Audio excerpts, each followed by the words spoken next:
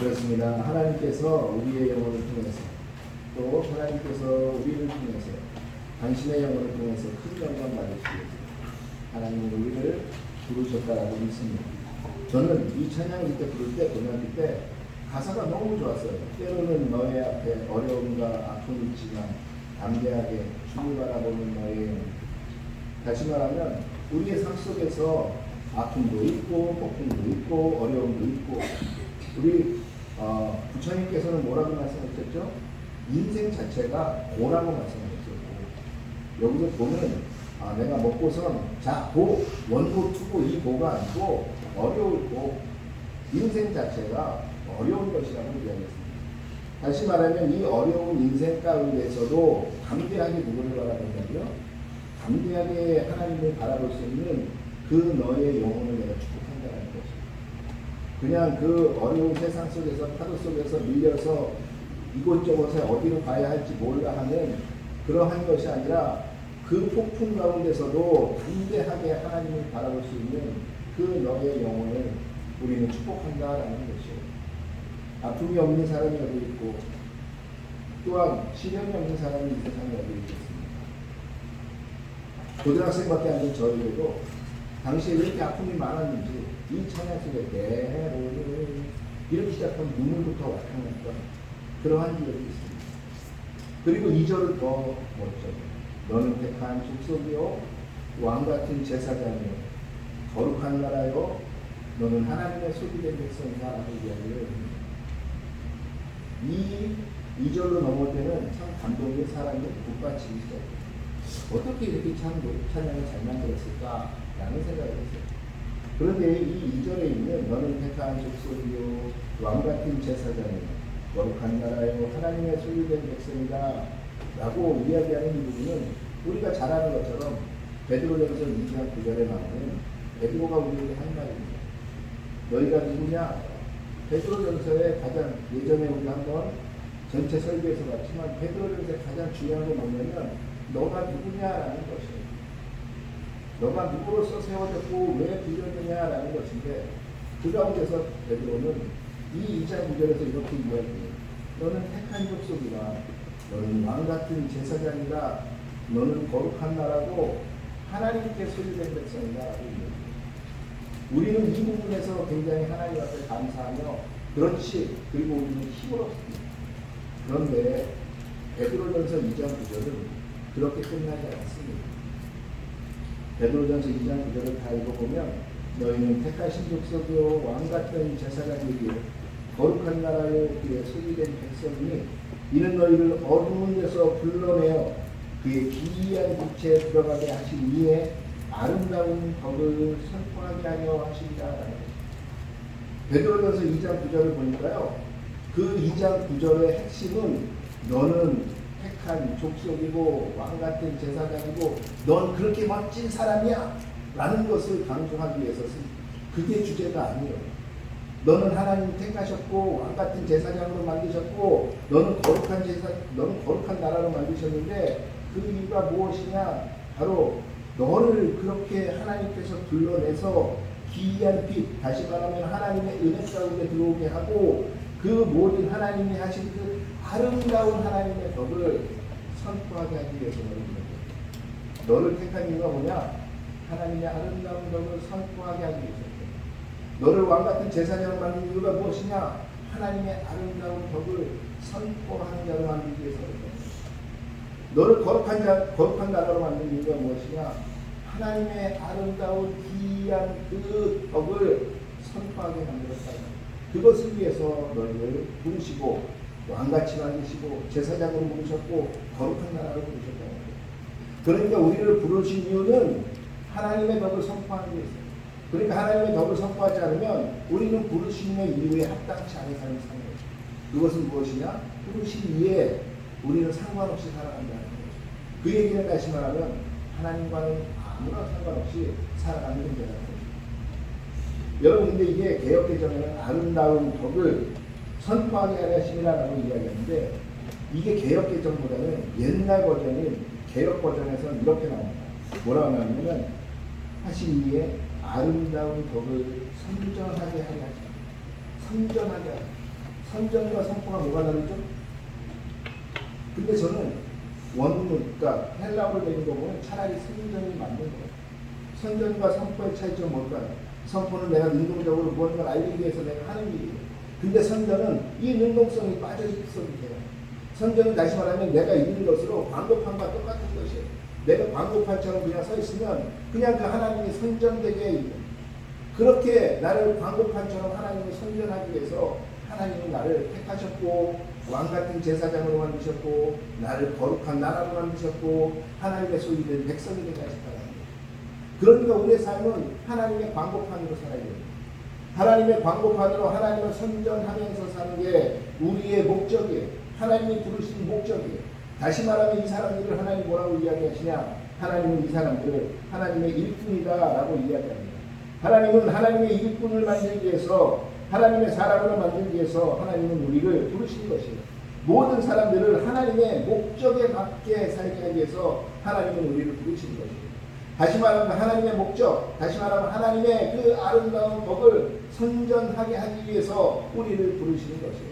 다시 말하면 우리는 하나님의 그 목적대로 쓰이지 않으면 우리는 부르신 이유에 합당한 삶이 아니고 부르신 목적도 아무것도 없고, 다시 말하면 존재의 이유가 없는 것이에요. 그런데 하나님이 부르셨다고 모두가 하나님의 목적대로 쓰이는 것은 아닙니다. 여러분, 우리가 지금 교회에 와 있다 했잖아요. 교회. 그리고 하나님은 베드로전서에서 뭐라고 하냐면 너희가 교회다라고 이야기해요. 하나님께로부터 불리운, 하나님을 선택받아서 부르심을 받은 그 사람들이 교회라고 이야기해요. 베드로전서에서. 그 에클레시아라는 교회, 여러 번 말씀드리지만 에크는 무엇으로부터고 클레시아는 갈라오 동사에서 왔다. 갈레오 동사. 갈레오 동사는 부르셨다는, 무엇으로부터인가 부르심을 받은 자들이 교회라는 것이죠. 왜 부르심을 받아요? 하나님의 아름다운 법을 선전하게 하기 위해서 하나님은 부르셨어요. 하나님은 지금도 모든 사람들을 부르고 계세요. 하나님은 그 부르심에 합당하게 온 사람들을 하나님의 교회로 삼고 싶어 하세요. 그런데 그렇다고 모두가 하나님의 교회, 하나님의 일꾼이 되는 것이냐? 그렇지 않다라는 것이에요. 하나님의 목적에 맞게 쓰이기 위해서는 거기에 합당한 값을 치러줘야 돼요. 우리가 잘 아는 하나님의 위대한 하나님의 총리, 하나님의 위대한 하나님의 사람들 누가 있을까요? 모세. 그 모세가 하나님의 위대한 종으로, 지금도 이스라엘뿐만이 아니라 중근동에서 모세 그러면은 그 이슬람에서까지 칭송하는 그 모세, 우리의 조상이라고 말하는 그 모세, 그 모세가 어떤 사람이었어요? 그 모세는 40년간 광야에서 그런 양치기로 거듭나면서 하나님께로부터 부르심을 받을 때까지, 그가 왕자에서 완전한 양치기가 되기까지, 그가 어찌 보면 세상에서 가장 자존심 센 사람에서 가장 자존심이 약하지 양치기가 될 때까지 하나님은 그를 훈련시키십니다. 그리고 그가 완전한 양치기가 되었을 때 하나님은 그를 다시 부르세요. 그리고 그를 사용하세요. 그리고 위대한 모세가 되게 하세요. 여러분, 아브라함이 하나님 자체를 모르고 있을 때 하나님은 아브라함을 부르십니다. 그 아브라함에게 내가 너를 큰 민족을 만들겠다, 내가 너를 복이 되게 하겠다라고 말씀하셨지만 그 복이 되게 하시는 건 그로부터 40년 뒤에 그 아들을 완전히 하나님 앞에 드릴 수 있는 정도로 하나님을 신뢰하는 자가 될 때까지 하나님은 끊임없이 그에게 그 길을 걷게 하세요. 어떤 길? 하나님을 신뢰하게끔 만드는 그 고난의 길을 걷게 하세요. 그 길 후에 모세는 드디어 우리가 아는 아브라함은 우리가 아는 믿음의 조상이며 복이 되고 복의 근원이 되는 사람입니다. 여러분, 하나님께서는 여러분을 모두가 하나님의 선전판으로, 하나님의 방법판으로, 하나님의 일꾼으로 부르기 위해서 하나님께서는 여러분 쓰기 위해서 하나님이 여러분을 부르셨어요. 여러분을 부르신 이유는 바로 거기에 있어요. 그러나 모두가 하나님이 불렀다고 하나님의 좋은 방법판이 되느냐? 그렇지는 않습니다. 여러분, 예수님께서는 12제자를 부르시면서 예수님께서는 가룟 유다도 부르셨어요. 예수님의 가룟 유다는 예수님의 부름 없이 예수님을 따라다니는 것이 아니었어요. 예수님께서는 똑같이 가룟 유다도 예수님을 부르셨어요.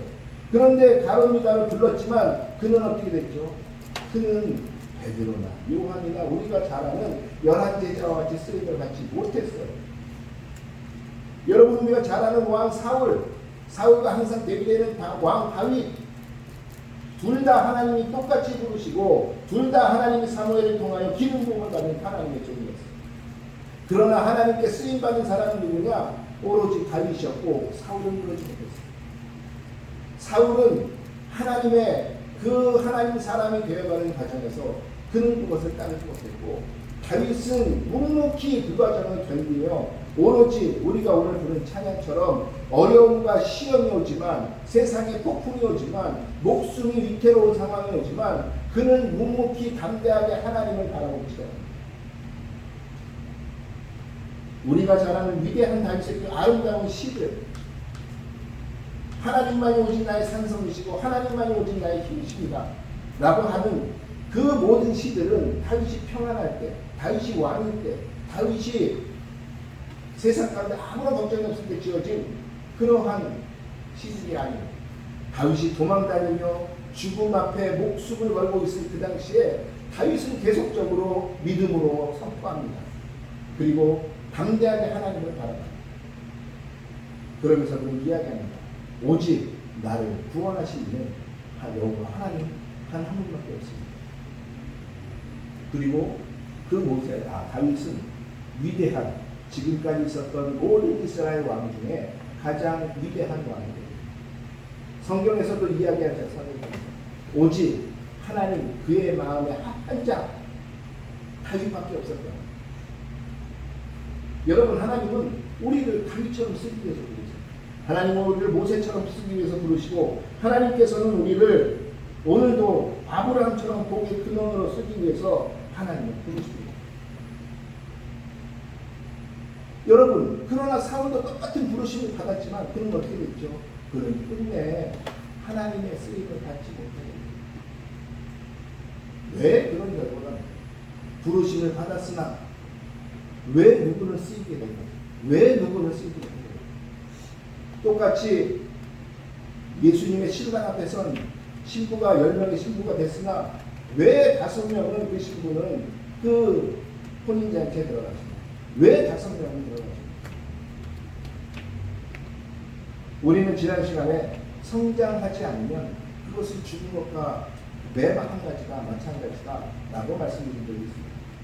성장을 통해서 우리는 하나님을 알게 되고, 성장을 통해서 우리는 하나님의 온전한 사람이 되고, 성장을 통해서 우리는 세상의 온갖 풍파에도 우리는 휘둘리지 않는 그러한 사람이 되고, 성장을 통해서 성령의 열매를 맺을 수 있는 사람이 되는 것입니다. 그리고 그리스도의 장성한 분량까지 우리는 성장해내야 한다고 말씀드렸습니다. 그 성장하지 않는 자는 하나님 앞에 일꾼으로 쓰일 수 없는 것입니다. 하나님 나라에서 하나님의 일꾼으로 쓰이는데 어찌 하나님의 사람으로 성장하지 않은 다른 사람이 하나님의 사람으로 일꾼으로 쓰임을 받을 수 있겠습니까? 하나님은 우리를 부르셔서 하나님 나라의 일꾼으로 쓰기를 원하세요. 하나님 나라에 선전하는 그 선전물로 쓰기를 원하세요. 그런데 그 선전물이 하나님을 선전하는 것이 아니라, 하나님을 대표하는 것이 아니라 다른 세상의 것을 대표하고 다른 사단의 것을 대표하고 다른 사단의 것을 이야기한다면 어떻게 하나님이 그 사람을 하나님의 나라의 일꾼으로 쓰실 수 있겠어요? 그래서 우리는 다시 성장하는 것이에요. 다시 성장해야 하는 것이에요. 예수를 믿는 순간 우리는 거듭나고, 그 거듭남의 확신을 가지고 우리는 예수의 사람으로 성장하기 시작해야 되는 거예요. 그 성장이 하나님의 마음에 흡족해질 때 우리는 드디어 쓰임을 받는 것이에요. 그냥 예수의 사람이 되었다고 그날부터 그냥 뿅 하고 바로 우리는 하나님의 사람으로 쓰임을 받는 것이 아니에요. 하나님을 믿는, 폭풍과 오고 시련이 와도 우리가 그 하나님을 담대히 바라볼 수 있는 그 영혼을 가진 자, 그 사람이 될 때까지 하나님은 우리를 성장케 하신다는 것이죠. 그렇다면 우리가 그 성장케 하는, 성장케 할 수 있는 그 동력은 무엇이냐, 성장하는 방법은 무엇이냐 하는 것이죠. 그 성장하는 방법은 첫째, 바로 우리가 하나님을 신뢰하는 사람이 되어야 된다. 하나님을 어떻게 신뢰하느냐? 지금까지는 세상의 말이, 세상의 스탠다드가 이 세상에서 가장 중요한 것이었다면 이제는 스탠다드를 바꿔야 돼요. 무엇? 세상으로부터 이제는 하나님으로 스탠다드를 바꾸는 거죠. 하나님이 나의 중심이 되고, 하나님이 나의 기준점이 되고, 하나님만이 나의 창조주가 된다는 거죠.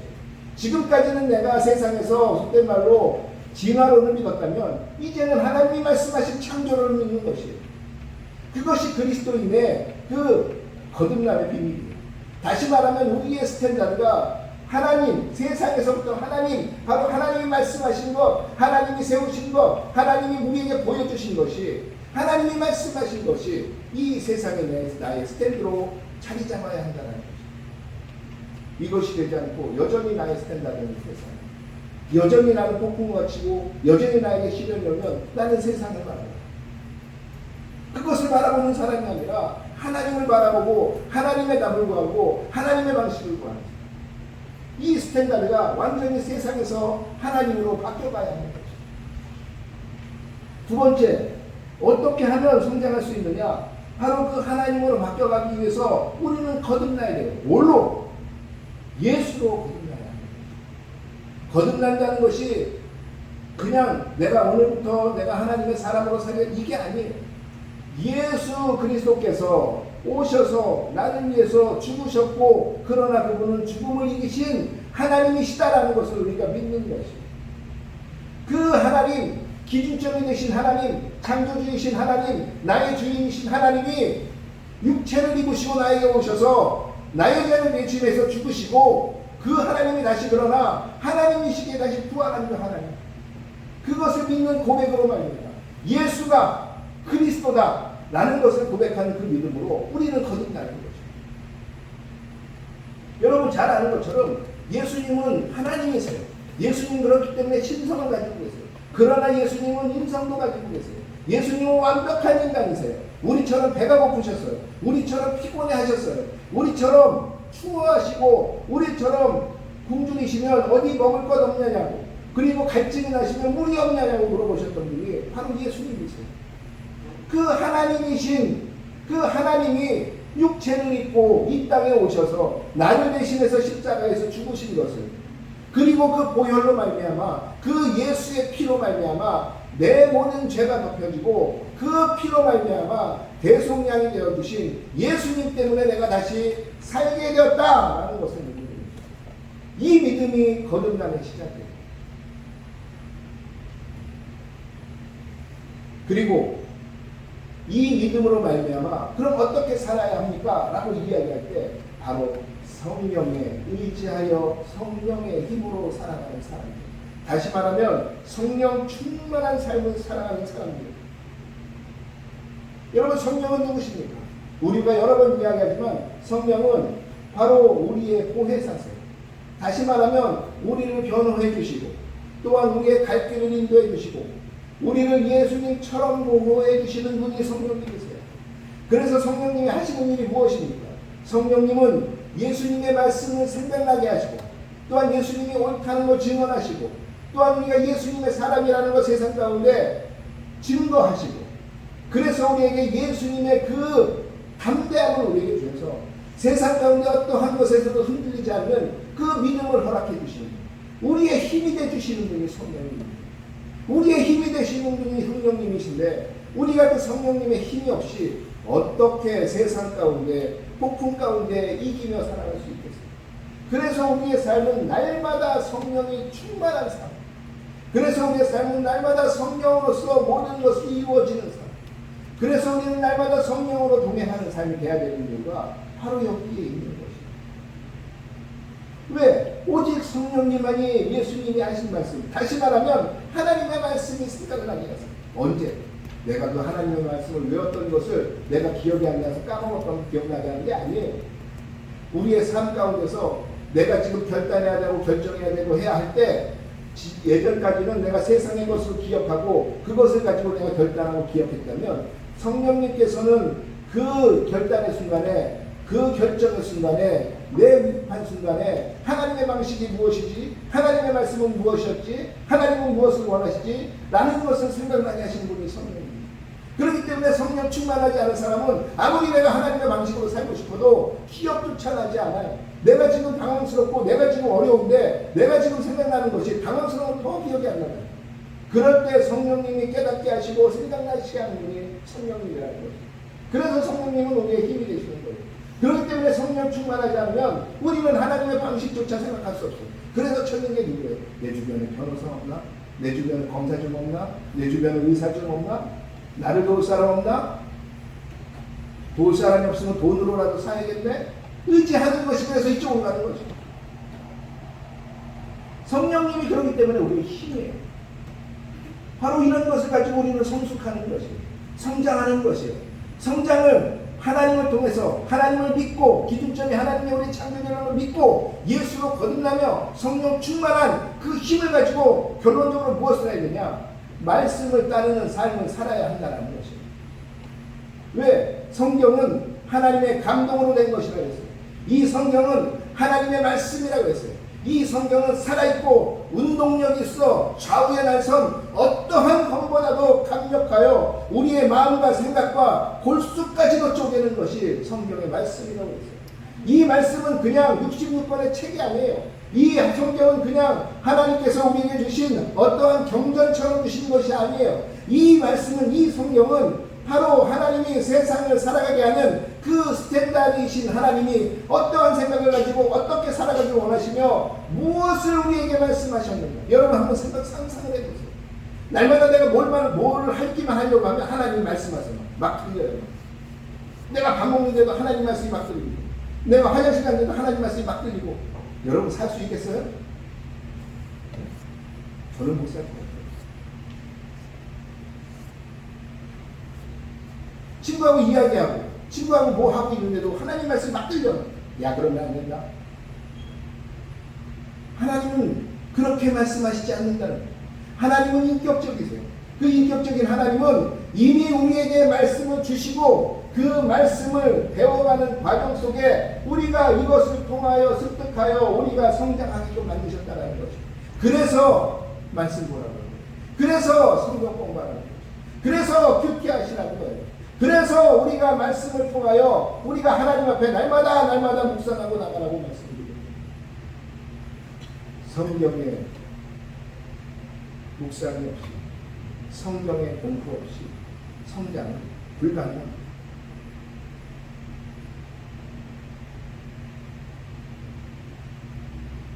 우리 그런 얘기 많이 들었죠. 지금은 요즘에는 많이 안 나오지만 수능 만점자가 나오고 요새는 별로 인터뷰 안 하잖아요. 그냥 누가 뭐 만점자가 몇 명이었습니다 이 정도만 나오겠죠. 네? 저 때만 하더라도 학력고사 1등하든지 2등 정도만 해도 막 뭐 그 내러시 미디어라고 그러죠. MBC, KBS 뭐 모든 방송국에 가서 그 사람 인터뷰했어요. 그런데 항상 똑같이 짜증나는 말 하나씩 해요. 똑같이 하는 말 있어요. 그렇죠? 공부가 제일 쉬웠어요. 이런 식. 그죠? 아니, 수능 만점자. 제가 한번 이제 말씀드렸나요? 제 친구 중에도 수능 만점은 아니고 서울대 1등을 하고 들어간 친구 있어요. 학력고사 340점 만점에 338점. 서울대학교 물리학과 들어간 친구. 이 친구도 거기서 똑같이 얘기하더라고요. 공부가 제일 쉬웠어요. 학원 다니지 않았어요. 교과서 위주로 공부했어요. 아주 스탠다드하게 나오는 답변입니다. 그런데 거기서 스탠다드냐, 지금 나이가 50 먹으니까 아 진짜 그게 정답이구나. 50 먹으니까 공부가 제일 쉬웠어요. 알겠니? 얘들아, 또한 학원 다니지 않아도 됐어요. 할 수 있어요, 실제로. 교과서 위주로 공부해서 정답. 교과서라는 텍스트북 하나가 그것을 통해서 가지를 쳐나가는 거죠. 그것을 기둥 삼아서 가지 쳐가는 것이 공부죠. 텍스트북 하나를 가지고 그것을 완전하게 정복하고 그리고 거기서 가지를 쳐가는 게 공부 방식이에요. 그게 맞는 거예요. 여러분, 그 텍스트가 뭐냐? 그게 성경이에요. 그 성경을 모르고 다른 것들 많이 아는 것은 아무 효용감이 없어요. 우선은 텍스트가 중요해요. 텍스트를 완전히 알고 있어요. 텍스트를 완전히 알고 그 텍스트 속에서 파생되는 잔가지들을 우리는 만들어가는 것이, 그래서 좋은 나무가 되는 것이. 줄기가 없는데, 기둥이 없는데 어떻게 잔가지들이 나올 수 있겠어요? 여러분, 성장하고 싶으세요? 성숙하고 싶으세요? 쉽게 말하면 성경 공부하시고, 쉽게 말하면 묵상하시고, 쉽게 말하면 말씀을 매일매일 읽으세요. 그럴 때 하나님이 나의 스탠다드가 되고, 예수님께서 말씀하신 거듭남이 무엇인지 알게 되고, 그리고 성령이 충만한 삶이 거기서부터 시작되는 것입니다. 여러분, 그러지 않고 성장은 없습니다. 여러분, 그렇게 되지 않으면, 성장이 없으면 우리는 하나님의 일꾼으로 절대로 쓰이지 못해요.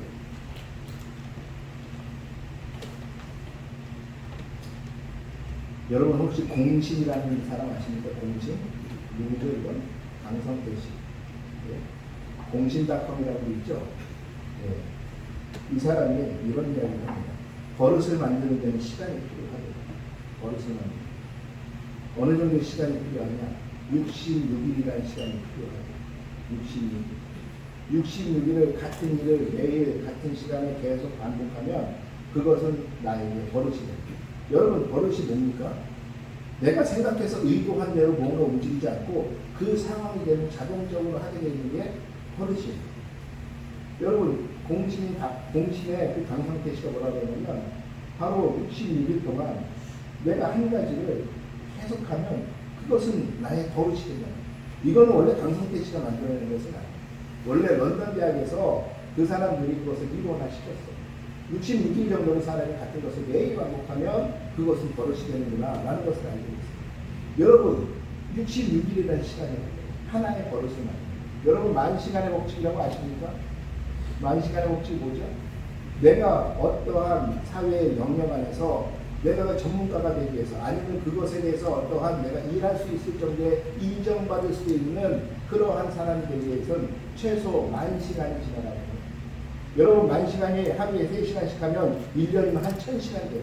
1,000시간 되면은 그게 어느 정도의 시간이 걸리는 거죠? 10년이라는 시간이 걸리는 거죠. 하루에 3시간씩 10년 해야지 그것이 우리가 전문가가 될 수 있어요. 여러분, 2년의 법칙이라는 거 아십니까? 2년의 법칙?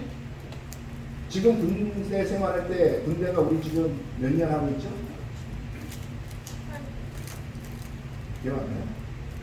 관심 없었는데? 난 군대 안 가니까 관심 없는데. 군대 지금 18개월 하고 있어요. 옛날에는 18개월은 방위만 한다고 했어요. 옛날에 28개월, 29개월, 30개월. 저는 28개월 했습니다. 그런데 지금 18개월. 근데 그런데 군인이 되고 사람이 한 사람이 변화하는 데 시간이 어느 정도 걸리는지 아세요? 2년이라는 시간. 꼬박 먹고 자고 그것만 해서 2년의 시간을 하면은 사람이 그쪽 사람으로 사회와 문화가 변하기 시작해요. 2년의 시간. 그래서 그런 얘기가 예전부터 했어요. 군인으로서 써먹을 만하면 제대로다 라는 얘기를 예전부터 했었어요. 사람이 어떠한 문화나 사람이 변하기 위해서는 최소 시간이라는 게 있어요. 그때까지 뭐를 해야 돼요? 우리는 노력해야 돼요. 그리고 그걸 계속 버릇처럼 만들어가야 해요. 그러지 않으면 그 사람이 되지 않아요. 여러분, 하물며 세상에서도 내가 버릇을 만들고 하물며 세상에서도 내가 무언가 전문가가 되기 위해서 하물며 세상에서도 내가 다른 문화에 적응하기 위해서는 시간과 노력을 요하는데 그 시간과 노력을 요하고 그것을 들이지 않으면 나는 그냥 아무것도 되지 않는 세상에서 나고자가 될 뿐인데 그래서 우리는 최소한 아이들이 12년간 공부를 하게 만들고 우리가 뭔가를 하려면 최소한 열심히 노력이라도 시작해보잖아요. 그런데 예수의 사람을 거듭났다면서 그 다음에 아무런 노력을 하지 않고 아무런 성경 공부하지 않고 아무런 하나님 앞에 나가지 않고 아무런 것도 하지 않으면 어떻게 성령의 결실을 우리에게 맺을 것이며 어떻게 성령의 사람으로 성장할 수 있겠느냐라는 거죠.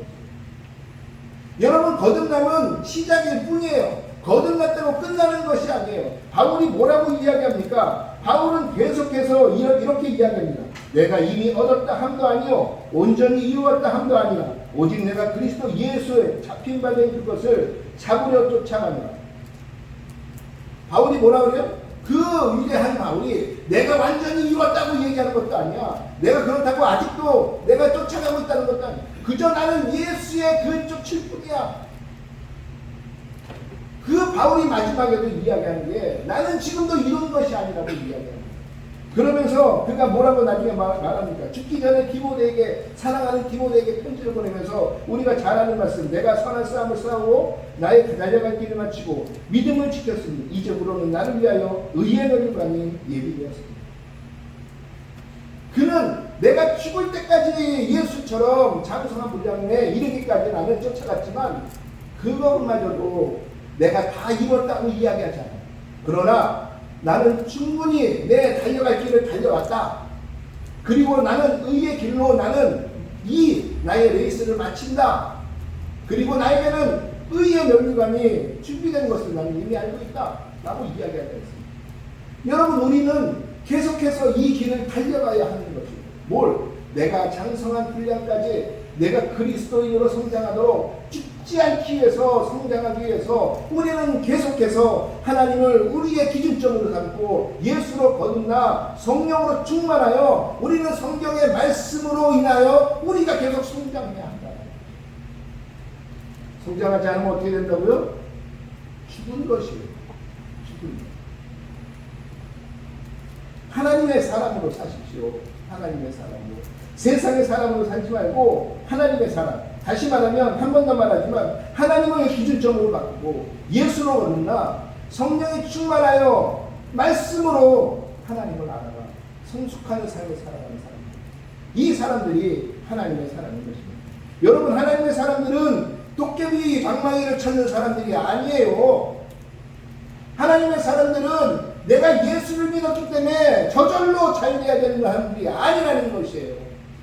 하나님의 사람들은 도리어 세상으로 보면 미련한 자들이에요. 어떤 미련한 자? 편한 길을 내비두고 어려운 길을 가겠다고 다짐하는 사람들이 바로 그리스도인들이라는 사람들이에요.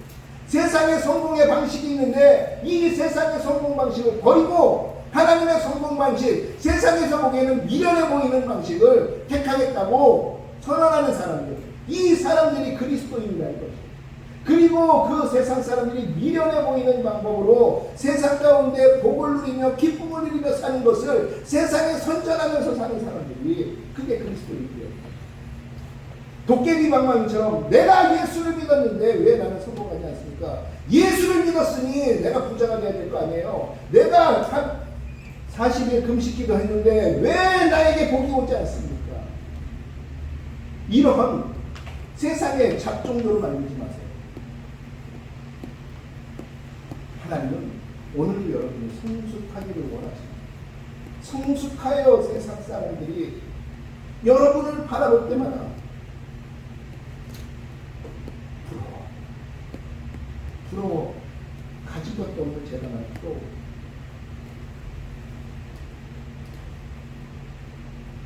이게 멋있잖아요.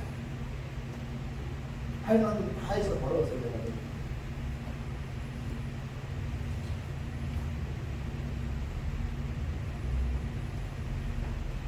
성장하는 여러분들이 주의 이름으로 축원하겠습니다. 성숙해가는 여러분들이 주의 이름으로 축원하겠습니다. 주님의 말씀은 오늘도 묵상합니다. 우리 앞에 어려움과 시련이 닥칠지라도 담대하게 주를 바라볼 수 있는 그 영혼을 가진 사람들을 주의 이름으로 축원하겠습니다. 그래서 세상 가운데 하나님의 그 아름다운 덕을 선전하십니다. 그 덕으로 말미암아 나와 세상이 더불어 먹고 마시며 복을 나누는 삶을 사시는 저와 여러분 되기를 주의 이름으로 축원하겠습니다. 축원하겠습니다. 우리 그 찬양 한번 다 하시죠. 때로는 마음에 어려움이나 아픔이 있지